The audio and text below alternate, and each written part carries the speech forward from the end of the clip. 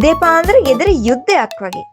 එක්කෙනෙක් වොෂ්රූම්, අනිත් එක්කෙනා සපාතු දානවා, තව එක්කෙනෙක් කවන්න කියනවා. අම්බෝ කන් දෙකත් පිරීලා ඒ සද්දෙට. ඒත් දැන් ගෙදර උදේට ඇහෙන්නේ ගුවන් විදුලි පිරිත් සද්ද විතරයි. කිසිම කලබලයක් නැහැ. කවුරුත් පාසල් යන්න ලෑස්ති වෙන්නේ නැහැ. පපා කැට් වැඩට යන්නේ පරක්කු වෙලා. මමා කැට්ට සහ පපා කැට්ට උදේ පාන්දර කෑම කන්න හදිස්සියකුත් නැහැ. ගෙදර හරීම නිස්කලංකයි. මමා කැට් හිමිහිමීට තේ එකක් බොන ගමන්, කන ගමන්, පත්තරේ බලන ගමන් මේ හැම වෙලාවෙම මතක් කළේ ඉස්සර මේ ගෙදර තිබුණ විදිය. උදේට පාන්දරෙන් නැගිටලා දෙන්නම එකට මූණකට සෝදලා පාසල් යන්න ලෑස්ති වෙලා. ඉතින් කොහොම හරි මමා කැට් එයාලට බත් කපලම තමයි පාසල් යවන්නේ.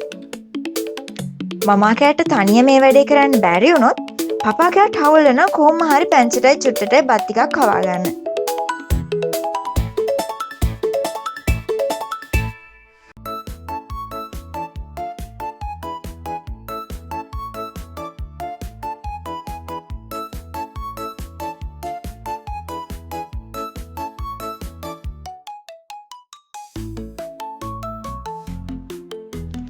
ඉතින් ඊට පස්සේ ඒ හතර දෙනා ලස්සන කතාවක් කතා කර කර hina වෙවි එයාලගේ පුංචි පැන්ඩා කාර් එකේ පාසල් යනවා.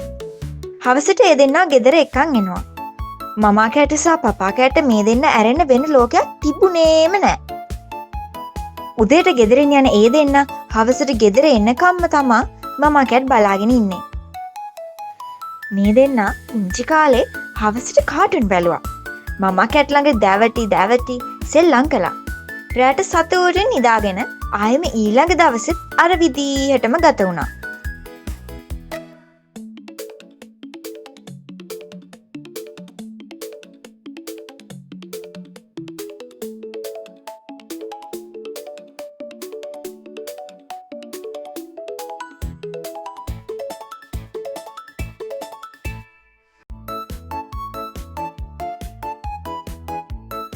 ඉතින් දැන් එයාලා රටවල් දෙකක තනිවම ඒ හැමදේම කරගන්නවා.